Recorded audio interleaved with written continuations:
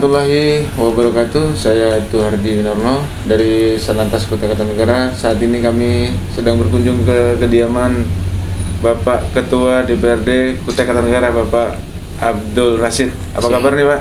Alhamdulillah. Alhamdulillah. Jadi kedatangan kami saat ini adalah berkunjung ingin bincang-bincang, ngobrol-ngobrol tentang seputar lalu lintas nih. Menurut pandangan Pak Ketua ini, kondisi lalu lintas di Kutai Kartanegara secara umum seperti apa nih, Pak? Ya, kalau saya melihat kondisi lalu lintas di Kutai Kartanegara, khususnya mungkin skup Tenggarong ya, artinya cukup bagus lah, cukup bagus. Karena mungkin pertama kotanya kecil kan, kecil, sehingga kendaraan juga terbatas. Nah, sehingga ya kalau dibilang lebih agak kondusif lah kalau kita di Kukar Tenggarong ini kan. Karena kalau saya lihat tingkat kecelakaan kalau di seputar sini kan agak kurang. Tapi mungkin saya tidak tahu secara keseluruhan. Tapi kalau yang saya lihat di seputar Tenggarong, ya ini cukup bagus. Artinya kalau pagi ya polisi polantas laku cukup ada di sudut-sudut jalanan, kemudian mengatur lalu lintas yang ada di Tenggarong. Makanya kalau saya lihat ya alhamdulillah cukup bagus. Ya mudah-mudahan ya ke depan juga ini bisa lebih ditingkatkan lagi. Siap. Terkait ya program dari kepolisian road safety, aksi keselamatan yang memang secara amanah undang-undang keselamatan berlalu lintas, keamanan, keselamatan dan ketertiban lalu lintas dijamin oleh undang-undang, khususnya yang dilaksanakan oleh satuan lalu lintas. Nah, di sini tentunya perlu keterlibatan atau sinergitas dari pemangku kepentingan, stakeholder yang lain, bahkan komunitas, lembaga sosial masyarakat lainnya. Nah, secara umum program ini berjalan dengan baik. Menurut pendapat Bapak Ketua sendiri, sejauh ini perjalanan kami dari sistem digitalnya juga dan segala berjalan dengan baik. Apakah ada perubahan yang dari zaman anggap seperti 5 sampai saat ini, 5 tahun yang dulu sampai sekarang, apakah ada perubahan secara umumnya? Ya, pastilah setiap waktu, setiap kan pasti ada perubahan. Artinya kalau kita melihat perubahan yang ada, ya ini kan dari tahun ke tahun di Kutai Kartanegara khususnya yang berkaitan dengan lalu lintas ini ya relatif bagus. Karena kenapa saya katakan bagus? Ya saya bilang kan pagi tadi saya jalan-jalan, saya naik sepeda kan. Artinya di titik-titik yang biasanya rawan, biasanya ya agak padat itu sudah ada petugas-petugas yang membantu lalu lintas yang ada di situ. Nah, ini artinya kan ada peningkatan dalam hal pelayanan kepada masyarakat umum pengguna jalan yang ada di Kutai Kartanegara. Ya, oleh karena itu ya mungkin ini hal-hal seperti ini yang memang harus ya kalau toh memang ada kekurangan ya kita perbaiki. Tapi kalau selama ini kalau saya lihat kalau yang ada saya rasakan sekarang ini ya cukup bagus. Artinya peran yang dilaksanakan oleh teman-teman lantas dalam hal pengendalian lalu lintas yang ada di Tenggarong, di sudut-sudutan itu sudah bagus. Tentunya ya kalau dibilang ini perlu ya keterlibatan semua pihak ya. Artinya mengatur lalu lintas ini kan bukan tanggung jawabnya lantas saja. Tapi kan semua katakanlah masyarakat terlibat. Artinya baik masyarakat yang pengguna kendaraan segala macam. Ya artinya posisi lantas ini juga tidak bisa efektif kalau semuanya tidak ada kesadaran daripada masyarakat pengguna jalan itu sendiri. Oleh karena itu ya kita masyarakat Kutai Kartanegara ya saya pikir bertanggung jawab untuk menjaga ini kerjasama kita antara satu dengan yang lain guna menciptakan stabilitas lalu lintas yang ada di Kutai Kartanegara.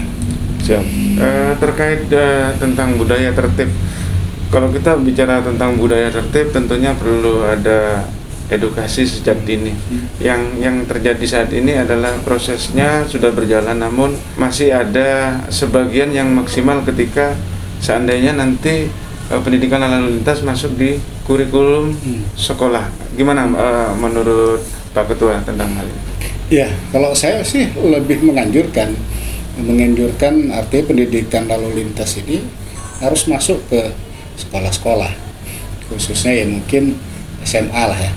SMA yang katakanlah yang pada saat mungkin usia 17 tahun itu kan bisa menggunakan kendaraan.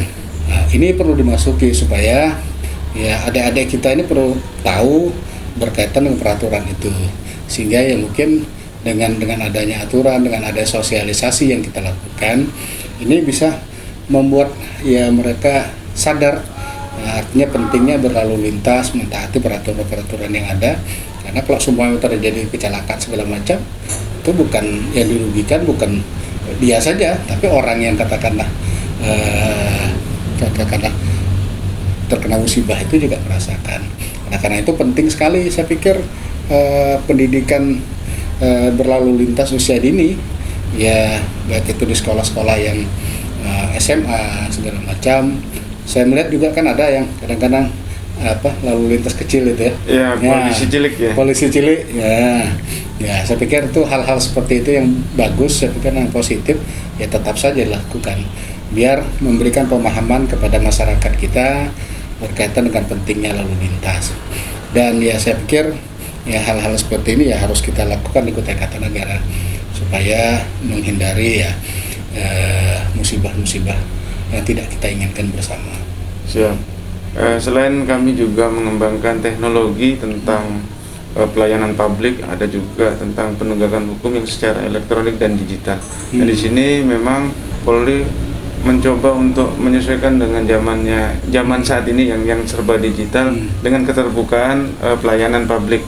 Salah satunya terintegrasinya pelayanan SIM, STNK maupun BPKB yang sudah seluruh Indonesia. Bahkan pajak nantinya juga akan menjadi bagian integrasi seluruh Indonesia.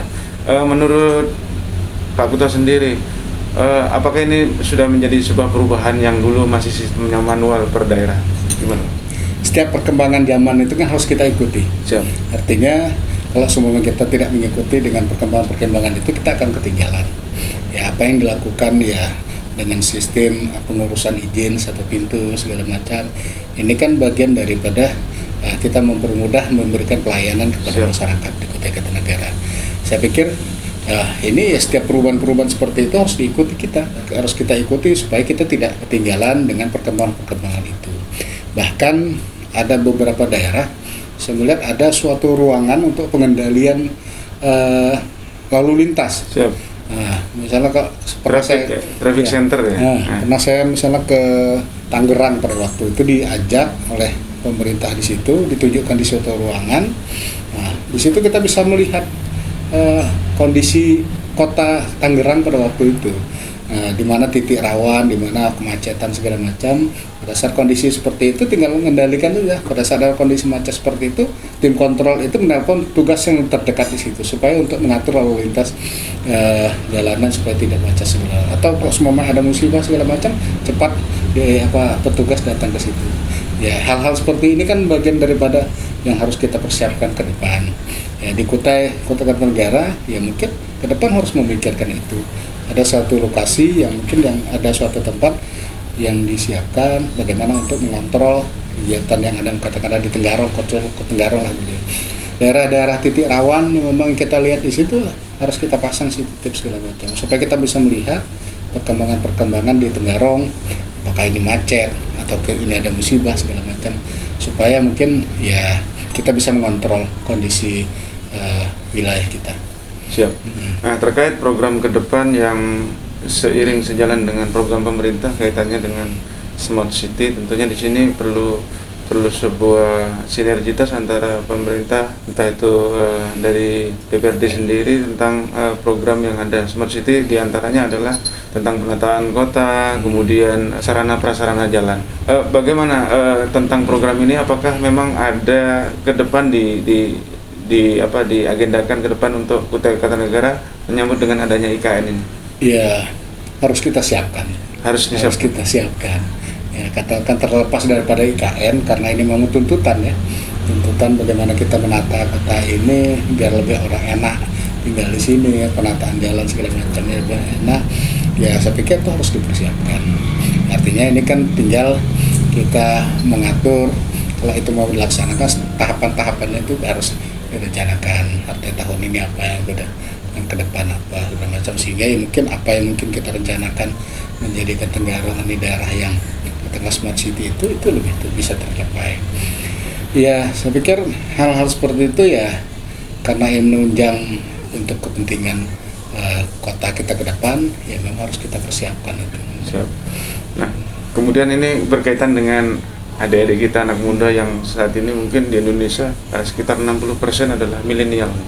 Tentunya di sini milenial menjadi sebuah fenomena bahwa segala sesuatu pemuda mempunyai peranan besar dalam hal di masa yang akan datang atau di masa depan atau bahkan saat ini. Apa nih pesan-pesan tentang aksi keselamatan ini di program lalu lintas supaya kita selamat di jalan, selamat sampai tujuan?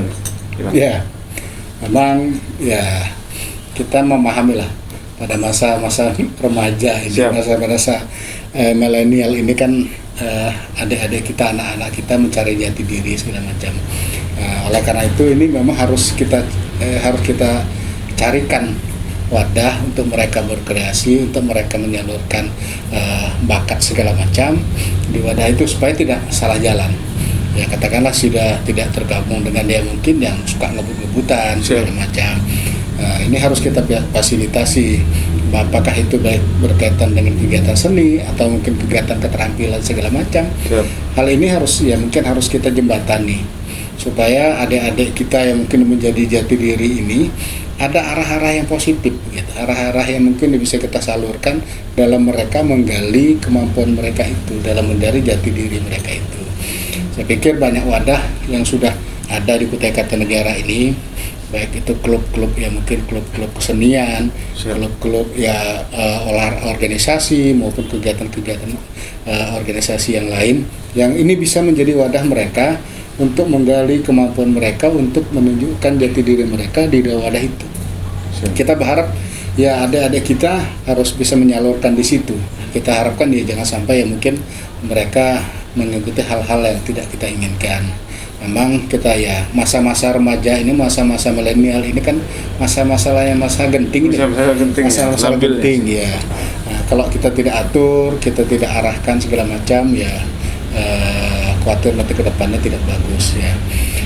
Oleh karena itu ya kita baik itu pemerintah maupun pihak-pihak yang terkait memang harus menyembatani ini supaya adik-adik milenial kita itu bisa tersalurkan.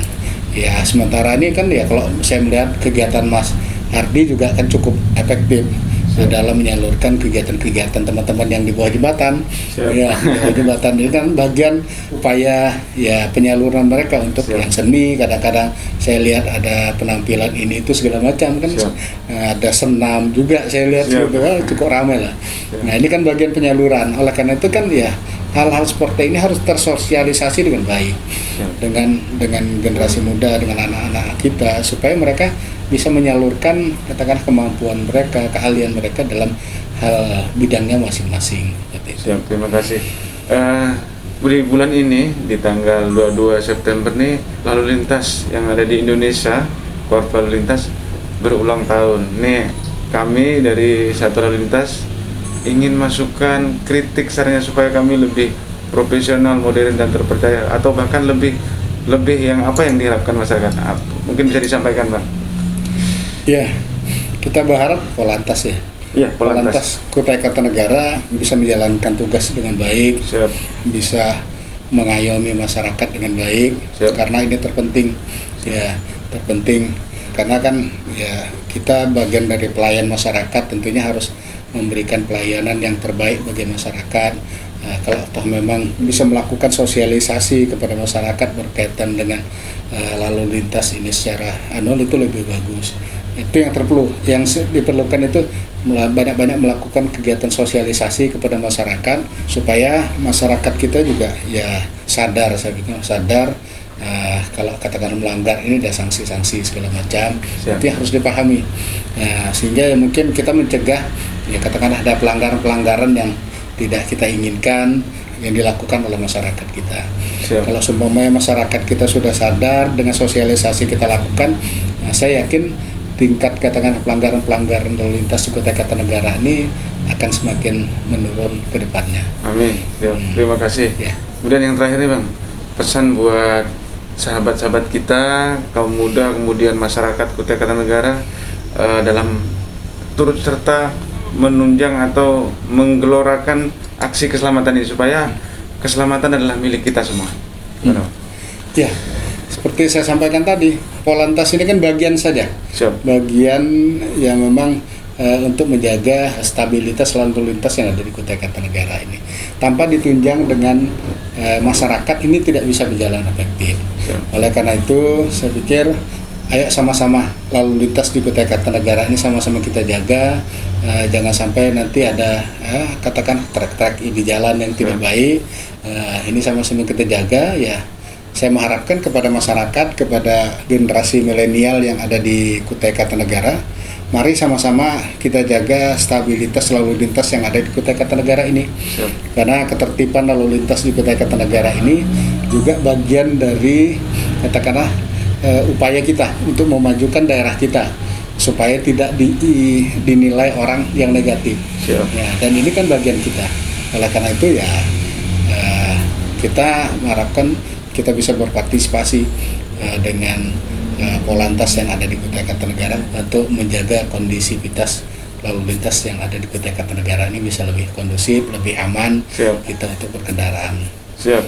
Terima kasih informasinya Pak Ketua, dan bimbingannya, arahannya sangat berarti buat kami, dan informasi ini juga mudah-mudahan bisa bermanfaat buat masyarakat dan semuanya. Amin. Dan Kutai Kartanegara jadi kota yang atau kabupaten yang luar biasa, yang kondusif, aman dan selamat semuanya. Amin. Baik, terima kasih sudah diberi kesempatan. Siap. Kami dari Selatan terima kasih. Dan mohon maaf ganggu waktunya nih.